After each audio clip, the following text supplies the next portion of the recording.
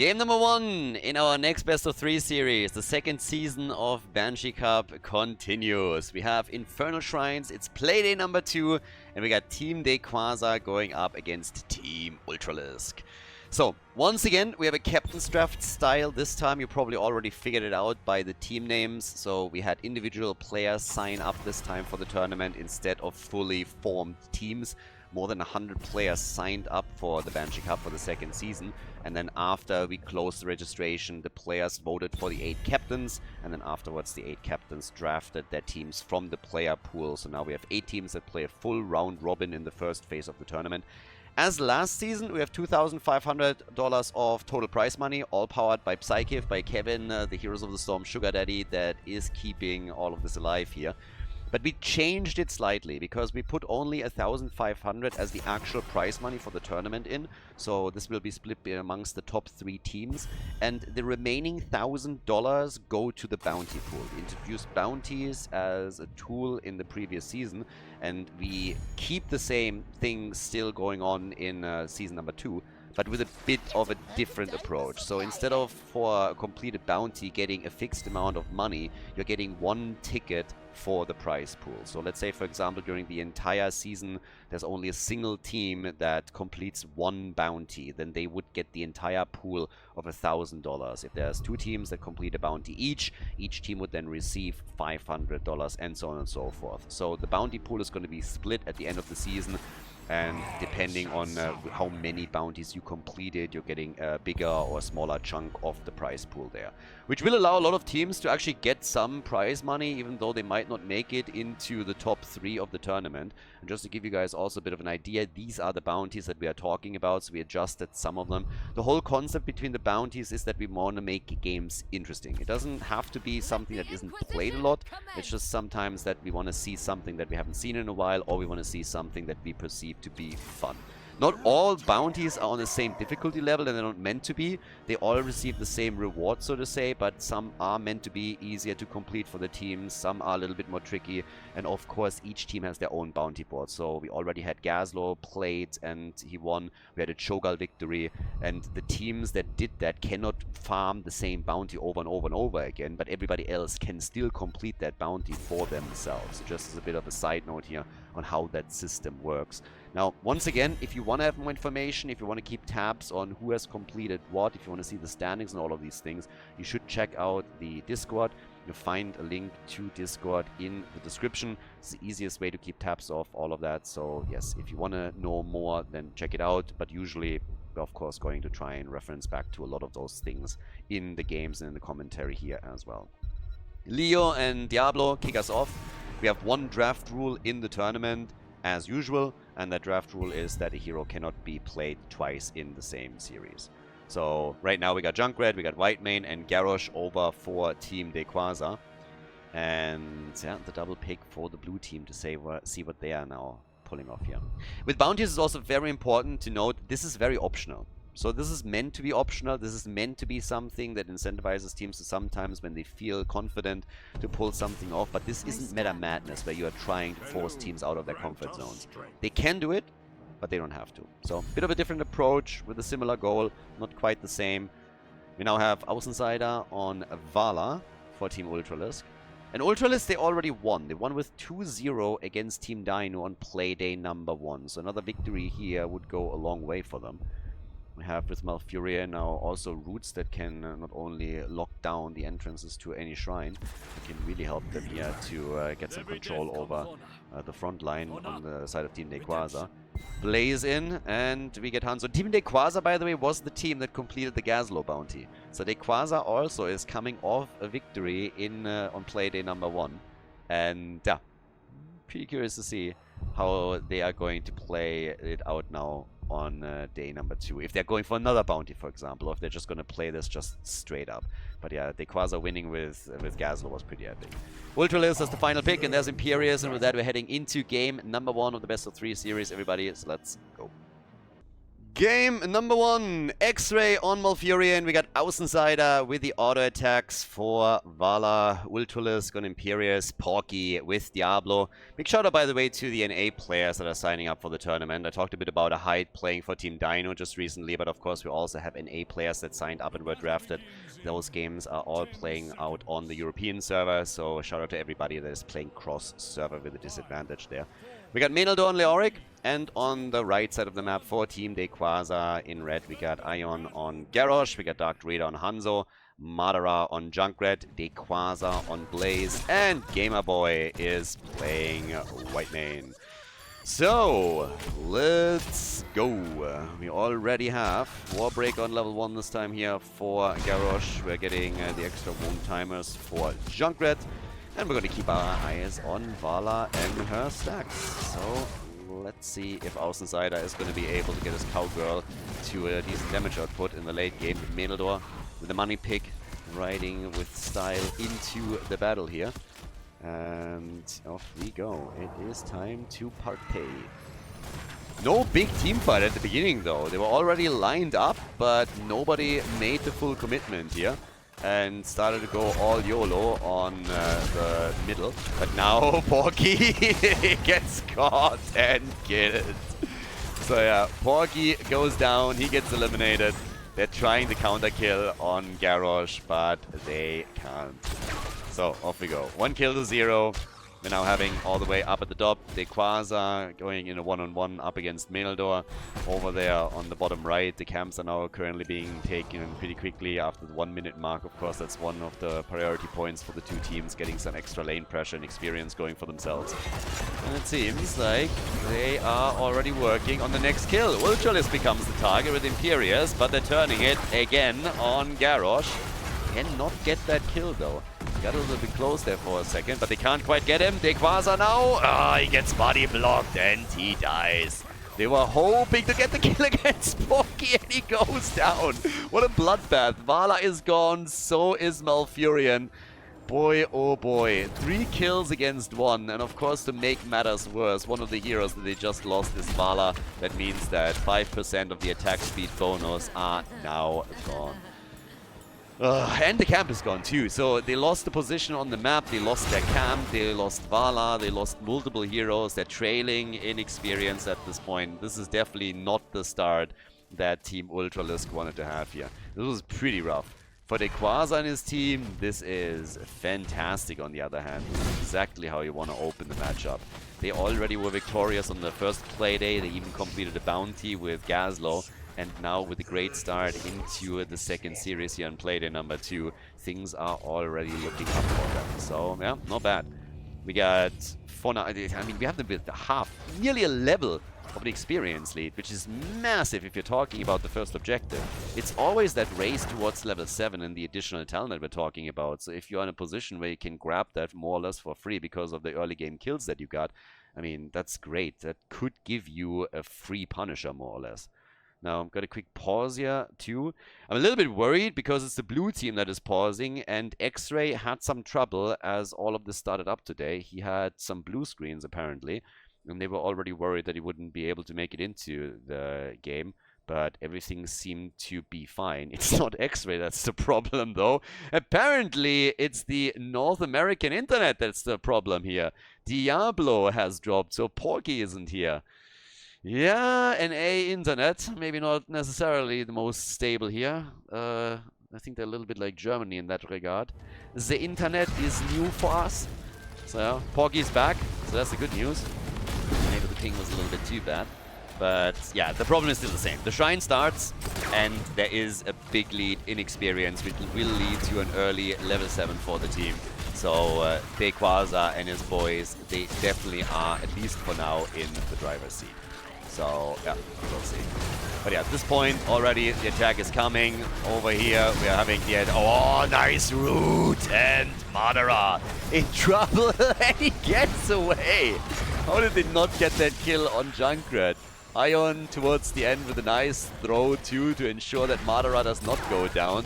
Yeah, another player, of course, that is playing with the pink disadvantage here from across the ocean. They are still pushing into the fight. No level 7 talents for either team yet, but Vala goes down again. Außenseiter has been sidelined, and so has Leoric. So that means 10% of the attack speed bonus are now gone, and that is bad news for Vala. It's also bad news for the blue team, because despite the initial good start into the fight, they weren't able to kill Junkrat. Then the red team turned it around, and now we have 6 kills to 1, level 7, bigger lead in experience even, and now the push for the first ball. So yep, they're looking good, looking really strong here. Leo goes down, gets Hanzo'd. We have level 7 talents in that gives us also intercession, and the push for the bottom fort, which might not give them... Actually, with a Frozen Punisher, they could even get the fort, specifically when if they're able to get kills here, and Diablo just gets absolutely bullied. So, yeah, it's not so terrifying today here. He gets bullied around from left to right and right to left. That guy doesn't really know what's going on. Just gets pinballed. So, that's a 1.5 level lead nearly, and they were only 5 minutes into the game. So, times are tough here. All the way up at the top, Meneldor still in the 1 versus 1.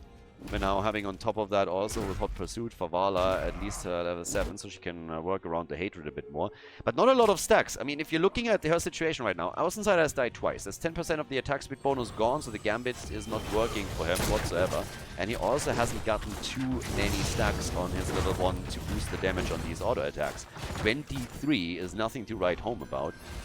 Barely halfway to the first quest reward there. And level 10 is kicking in any moment now for the red team, and that is going to make them even more dangerous. So, this could get a little bit worrisome. Bot lane, of course, is going to get attacked fairly soon. And we'll see. 10 is in. 8 kills to 1. And with heroic abilities right now, we get Meme Strike.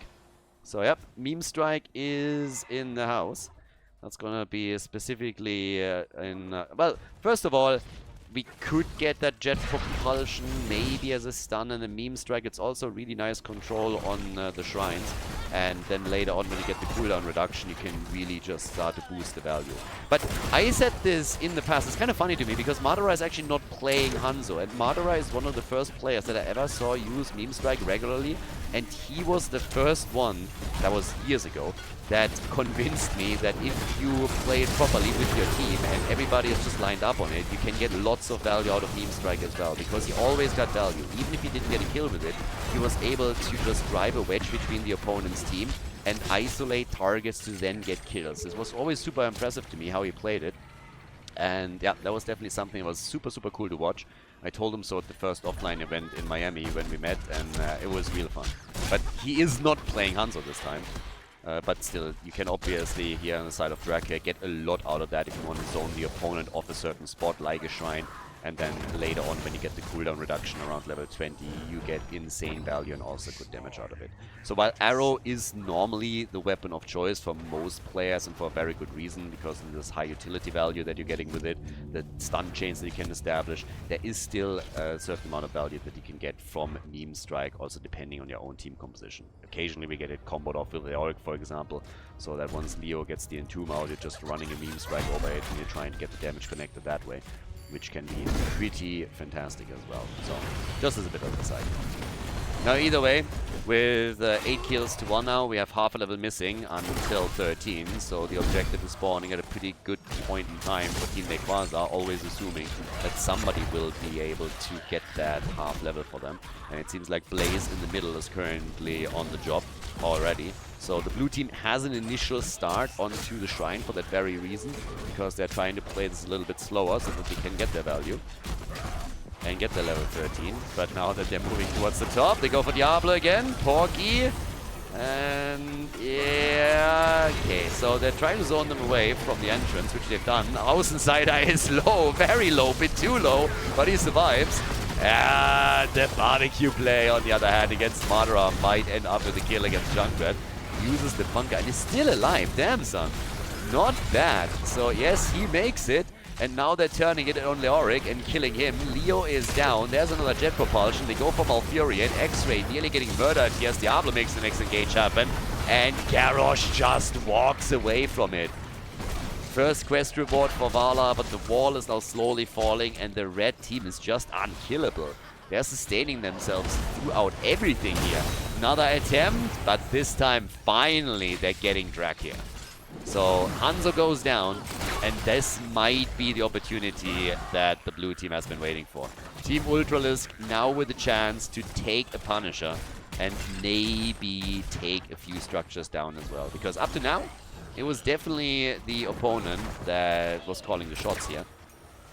On the other hand, when you're thinking about it, this was a fight that was won for the blue team even without them having access to level 13. So they played against a talent disadvantage and they were still able to lock it in. Now we got the Mortar Punisher for them. Level 13 is ready. And that gives us actually Tempered by Discipline for Vala, so a little bit more self-sustain on the auto attacks that we are getting for them. Because the bait for the Punisher over the wall is already started. Side wall is open up so they can engage whenever Punisher stun happens. But yep, the attacks keep going. Now, can they take the fort? I'm trying to zone them away from it, but Blaze is coming in from behind. Yeah, and nice. Again, the ult from Hanzo. Porky is a bit low, pushes out with the help of Blaze, but they might still get Diablo here. Yeah, Diablo goes down, Punisher gets destroyed, the fort has not fallen, and that's now 10 kills against 2 in favor of Team Daykwaza. Yeah, moving down towards the middle again, but they are ahead by a level, and they are looking very, very strong still. Despite the fact that they just lost the objective, they minimized the damage that was done by it. So yeah, job well done. Once again, here comes the attack. Diablo! And he gets murdered. A lot of terror on my ass. Weak ass kitten is more like it. Normally he's the OG bully, but in this game he is just getting farmed. Porky having some troubles there at the front as he's getting focused down time and time again. Leoric is now also dead, and that's 15 kills against 2, nearly level 16. Things are getting worse and worse for Team Ultralisk. Now, Team Daykwaza has to capitalize on those advantages that they're building for themselves. But, whew, let's see how much they can do here. Specifically in the middle of the map now, the question, fort about to go down. I think this one is a given. But what's happening down at the bottom of the map? Can they rotate and take a second one? First, they're going to try and take Ultralisk down. Ultralisk! Yeah, Meme Strike is out, but angle a bit off, to be fair. Minion Wave gets ripped apart. With 16, we got the Shared Punishment and the Subjugation. Yeah, White Man can punish me any day of the week. Oh, yeah. Oh, yeah. 12 kills to 2. Off we go. The attacks keep coming, and now that they're moving for Porky again, Leo is alive. Diablo is still out. So only two frontliners. We also have them with Imperius, but that's the second fort that got destroyed. Vala gets murdered once again, and that means that we now have 15% of the attack speed gone. So it's not good news for our Insider. Not even a little bit. Yeah, this is rough. This is really rough. The game is being fully controlled by the team in red. And they can still break out of this, but it's not going to be easy. I mean, look at the death count of Diablo. Diablo has now died 6 times. Leo has died 4 times. So the front line alone is sharing 10 kills between the two of them. The only one that hasn't put himself to shame yet is Ultralisk. Or has just done a better job at running away. I'm not quite sure if Ultralisk recently picked up French or spent some time in Paris or something. But either way, he's getting out of these fights pretty much unscathed. So, yeah, that's that. Top side, the attacks are also still happening. And with attacks, I mean they're going for the forts again. So, by the way, just a side note, for the people that get pissy on YouTube every single time I make French jokes or German jokes or anything else, like, we have something in Europe, it's called banter. I know that doesn't exist in North America. I know you guys have to think, oh my god, stereotypes, haha, bad. But yeah, in Europe we got something that's called banter. And most people know what that is. I know there's a couple of turds on the internet that will never understand that. I mean, there's a couple of European turds there as well. But generally speaking, when we're talking about Europeans, banter's pretty normal. So we're making fun about the French here, we're making fun about the English, we're making fun about the Germans. If you can't handle that, you're in the wrong spot. Don't know what to tell you, folks. But yeah. So yeah. Ultralisk Yeah, okay, apparently not enough French lessons after all, so he goes down and dies. And so does Vala, which is at this point pretty much a regular occurrence. We have Leo also getting destroyed. I mean, even with level 16, they couldn't do anything here. 2-level advantage now. And they're going on top of that also straight up for the thingy. Now that I think about it, what can we actually say about the Swedes? I'm not making enough fun about the Swedes. I guess we can shit on IKEA. We can do that. But there's not really a whole... Like, what stereotypes do we have about Swedes? Does anybody know? With the Finns, I could say that they're like... I mean, I have a couple of stories about Finns, but like, what can we say about the Swedes? I think we're making fun of IKEA. So yeah, just IKEA boys. They're trying to torture the rest of the world with like Billy boards and all of that crap. But yeah, either way. IKEA jokes is the only thing that I got for the Swedes. I think I need to read up on that a little bit. Maybe we can get something going with meatballs. Maybe we can go for meatballs. Anyways, 17 kills to 2. Daykwaza is running an absolute clinic on the opponent's team right now. And people say that French can only retreat. No, Daykwaza is leading his team forward. He's charging in with his boys, charging towards victory. Probably still the best side laner in Heroes of the Storm right now, and they are wrecking them. 18 kills to 2. That's going to be victory in game number 1 here on Playday number 2 for the red team. Team Daykwaza with the lead, unless they somehow unlearn how to right-click a core, but yep, that's it. So nicely done. Really convincing performance here on map number 1, and that leads us straight into the second game of the series.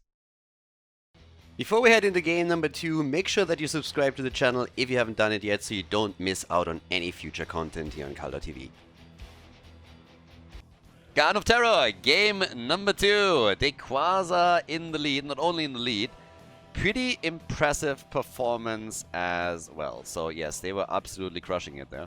And now that we're heading into the second map, we'll see if Team Ultralisk can bring it back, or if they're just going to get slapped around hard on this one. And yeah, they won on the first game day. They won against Team Dino, so we're getting a bit of an idea of the power levels that the two teams have here. But yeah, we now got Maiev banned out. Makes a whole lot of sense. You are going up against Ultralisk, so obviously you're going to ban out one of his strongest heroes. Garden of Terror is the map that might... Ooh, okay, Abathur is getting banned. It's kind of sad. I was just about to say that this might actually lead us to a few globals, which can still happen, obviously. I mean, duh. But yeah, time will tell. Maybe we're getting also an attempt at completing a bounty. Keep in mind, Daykwaza has already done that with his team in the first series that they played on the first Playday. So, yep. Hogger gets picked. I'm actually, if anything, surprised that Hogger was not immediately banned out, because it's Garden of Terror after all. So normally when you're talking about like Garden of Terror, Hogger is one of the prime picks on this one. But there's the Haka. Now we got also Rega, Blackheart's favorite hero. Rega. I see myself out. Yeah, Rega is good for camp clear, obviously. For mercenary clear, the Haka also not too shabby, and you have a global on a big map like this as well. But I'm looking at Daykwaza's team and I'm like, there has to be some kind of bounty attempt. They are in the lead, they're looking strong. I don't want to say it was an easy win on the first map, but it was a convincing one. Now it's a big map with Garden of Terror. Are they going to bust something out? If you play on your first play day already with Gaslow, then hey, go. And again, if they are just continuing to complete bounties, they already have one token, one ticket for the bounty pool. That would put them in a pretty good spot. Right now, they're splitting the bounty pool 50-50 with Team Lopaka.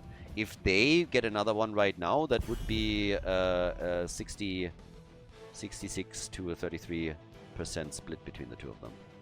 So, but yeah, Sachinama gets banned out. And there's the Komi ban. And obviously when I talk about the bounties, it's going to be the end of the season when we're really going to go for who gets what. So there's going to be plenty of teams that are going to at least try to get bounties. But I still want to see Team Daykwaza pull something off. They raised my hopes and my expectations after pulling it off in Playday number 1. So right now I'm a little bit spoiled maybe. But I'm looking at this and I'm like, okay, what else could they do here? It's already sad that Abathur got banned because we could get a potential monstrosity pick or something along those lines. But yeah, not Tigers and a Nubarak. Yeah, that means one more damage dealer. We could get something like Khaldor. Give me the Butcher, baby. But yeah, anything. Best Draka is gonna pick. Okay, it doesn't really seem like we're gonna get a bounty attempt for them here. I say it, and then the next pick is Meme Blades variant. Just you wait. Joanna comes in, and we get Außenseiter with Greymane. Sylvanas Greymane. That is actually pretty sexy if you can get it alone on a lane and take structures down. And here comes the birdie. So double global with the Hakan, Falstad. Ladies, let's go. Garden of Terror, map number 2. Game number 2, Team Ultralisk. They need to win 2 in a row if they want to take the series. They could at least push it to game number 3. Every map matters, of course. On the left side, Ultralisk on Sylvanas. We have Meneldo on Hogger, Porky on Johanna with Außenseiter playing Greymane. And we got X-Ray on Brightwing. On the right side of the map, Daykwaza with the Haka. We got Gamerboy on Rega, Madara on Tychus. We have Ion on Nubarak, and Dark Raider is playing Falstad.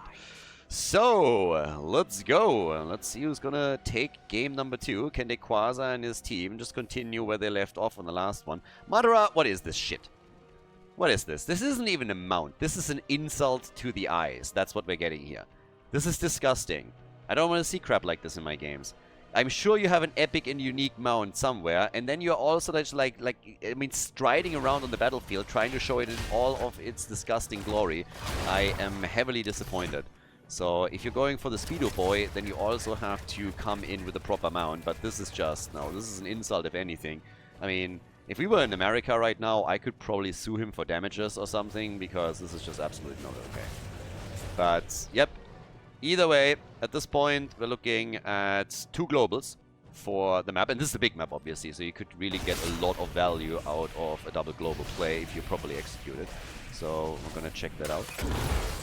Now with the 1 minute mark past, Greymane is immediately doing what Greymane is supposed to do here. And Meneldo too with Hogger. They're going for camps. Get them all the camps. And let's make it. Yeah, Meneldo gets attacked. And off we go. With Madara coming in, they're apparently really contesting this, and the Haka is at the top and gets a bit of extra value for the team, but could also tunnel in any moment right now. So, is he? Yep, the Haka is here, and they're trying to go for Porky at the front again. Condemn has already been used. Is it? Oh, what a stun! A Nubarak with a big stun, but he goes down, gets punished as a result. Rega is dead too. They came in with a high-risk play, and it absolutely backfired.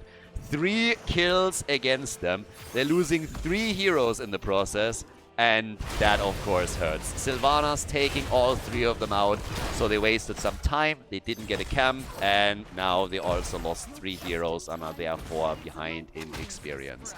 Very nicely done from the blue team, and this is exactly the start that they wanted. And to make matters worse, you have now to deal with Greymane and Sylvanas on the wall. I highlighted it during the draft.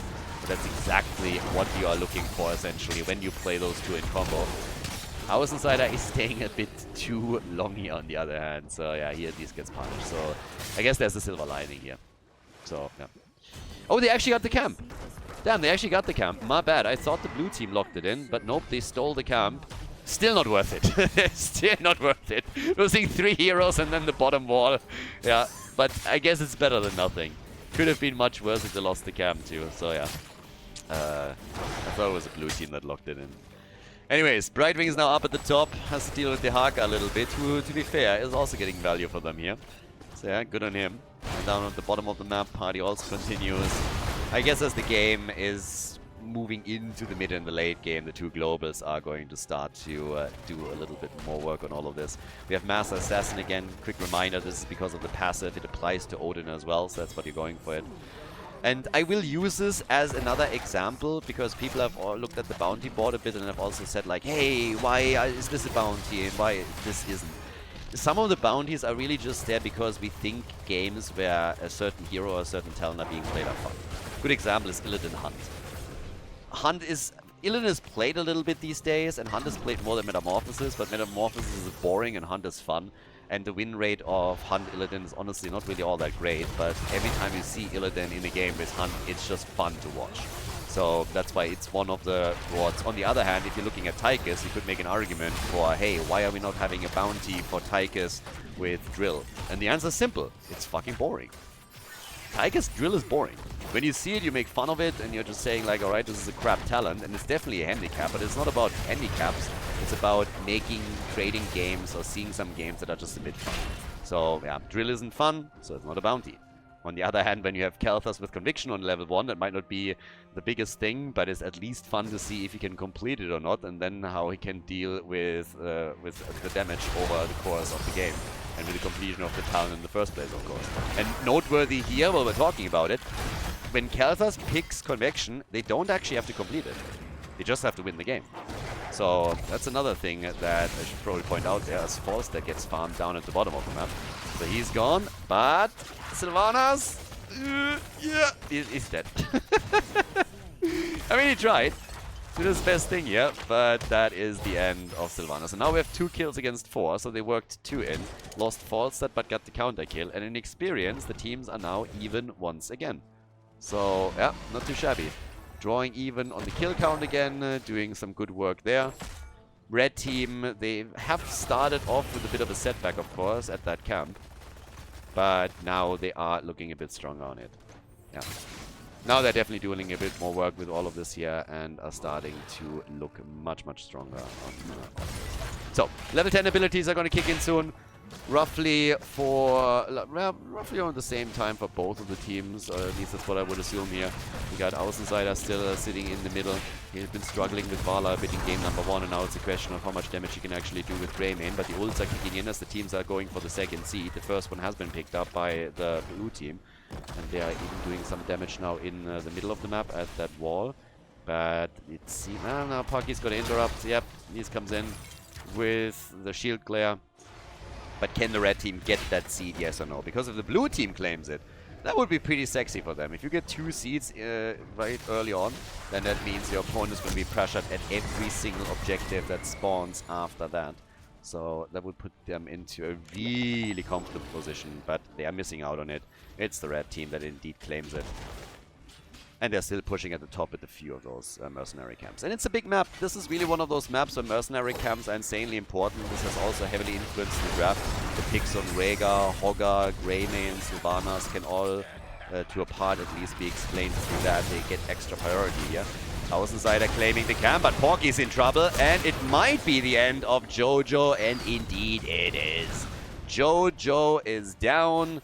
And a bit more wiggle room on the side of the red team now. As the next seed is spawning, they're also easily defending at the bottom of the map, so not really an issue for them here to try and deal with the camp. 4 kills to 3 overall, so Daykwaza's team is really catching up on all of this. Yeah, a lot of catching up that they're pulling off right now. Top side, still our 1v1. Tychus, at the same time, is now also going for a camp again. So it's all about getting the mercenaries. Getting the pressure onto the lanes, doing the best that you can in those situations. And down at the bottom of the map, of course, with Greymane, they're trying to set him up for another play against the structures. Take a few of these walls, towers, forts out. But with the next seed spawning, this is now where it all comes down to which team takes the lead on the objective at least. Because after we've seen that triple kill, it was more isolated kills than anything else. Gust being used just to make sure that Anubarak survives here. Already moved back out.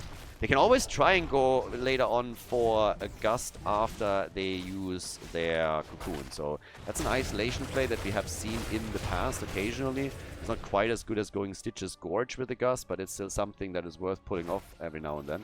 And they can give you some nice value.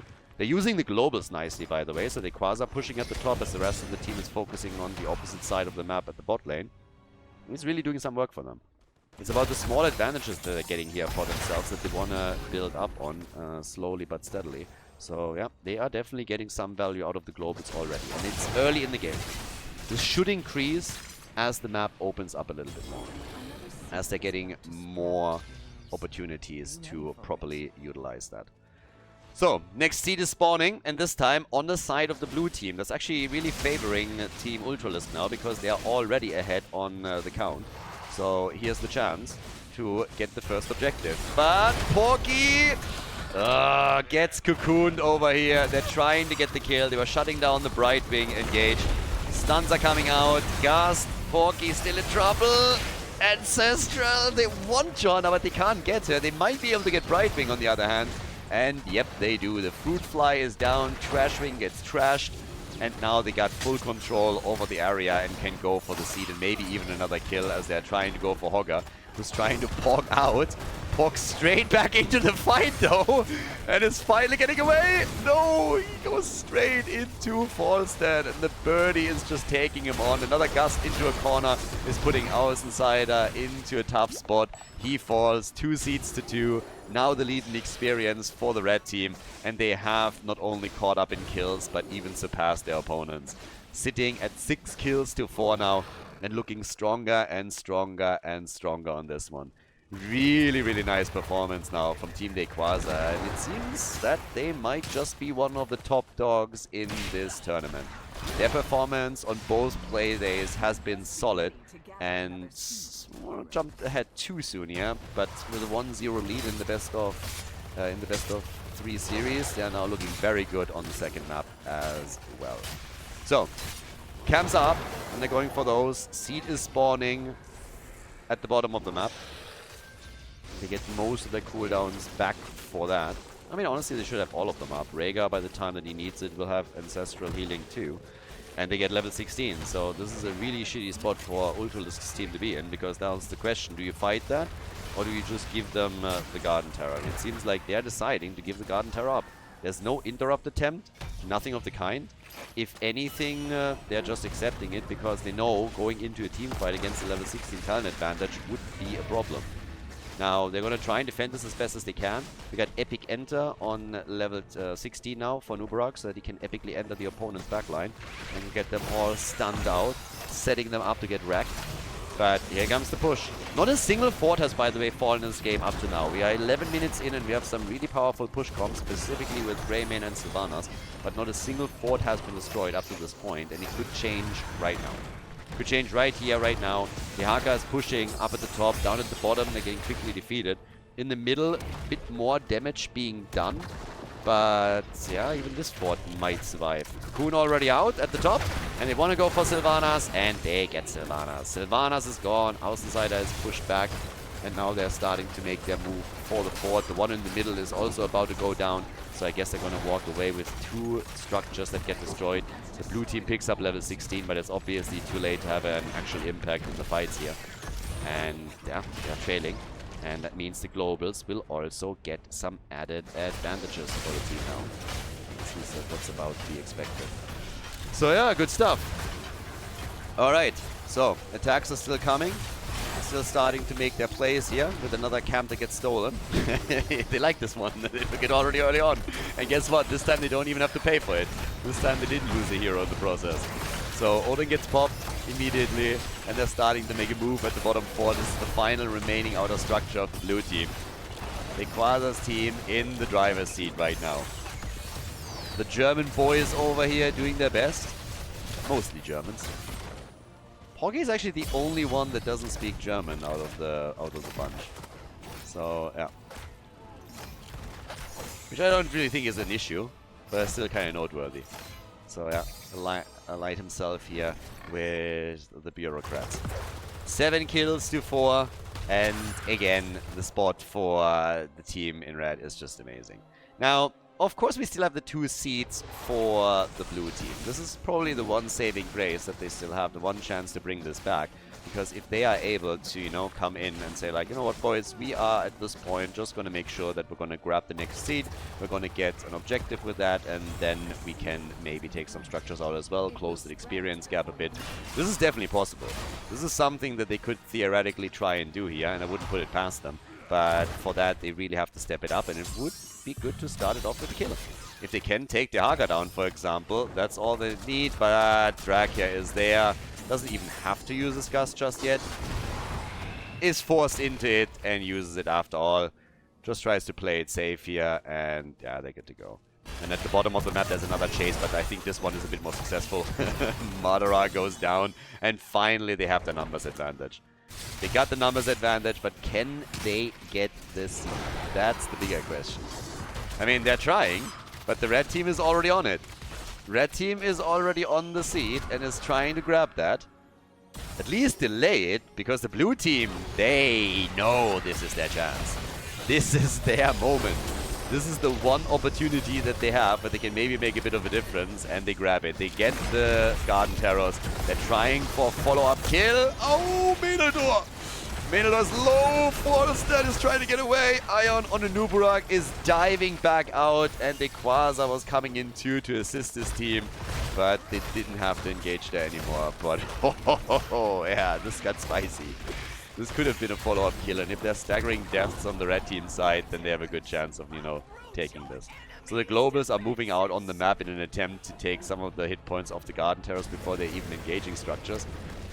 Falsa is already ready at the bottom of the map, and of course what they're also attempting to do is get themselves a little bit more experience, since they're so close to level 20 that getting Storm Talons would be big at this point. So the attacks are still happening down here. One fort is down at the top. At the bottom, Falstead saves the fort for now, but I don't think they're gonna be able to save this for much longer, because since the fort in the middle falls, the rotation to the bot lane is pretty inevitable. Falstead is trying to get away and gusted out with Wind Tunnel. Rest of the team comes in. Cocoon against Außenseiter, and he's gone. Außenseiter gets eliminated. Falstead is able to get away, so the fort is still standing, did not get destroyed, and they're moving in to try and take some structures now out on the red team side. And with a quick grenade, this is already happening.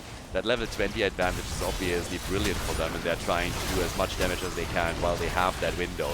And Nubarak is diving in deep. They want Hogger, and they get him. The shockwave was good, but it wasn't good enough.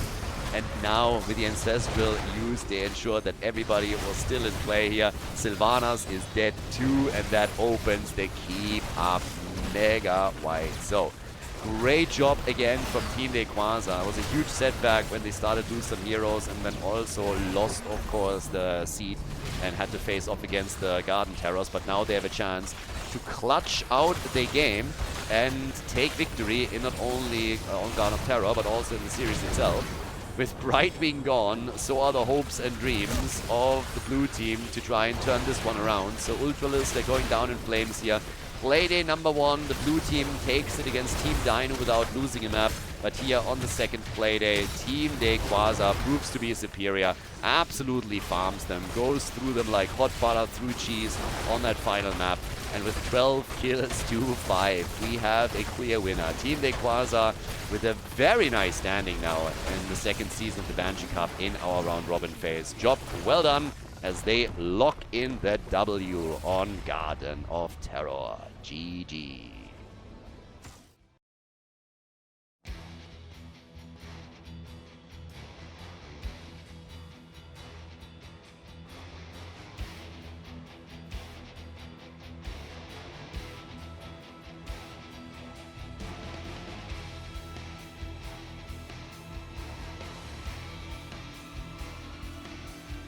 Thank you everybody for watching the video today. I hope that you enjoyed the show and the commentary.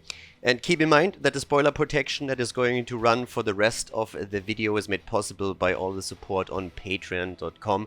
So guys, if you want to support my work, if you want to help me start new projects and keep the spoiler protection in place, please consider heading over to patreon.com/Khaldor. There's also a link in the YouTube description, and check that out. Thanks in advance, and see you guys next time with more esports coverage here on Khaldor TV. Have a great day.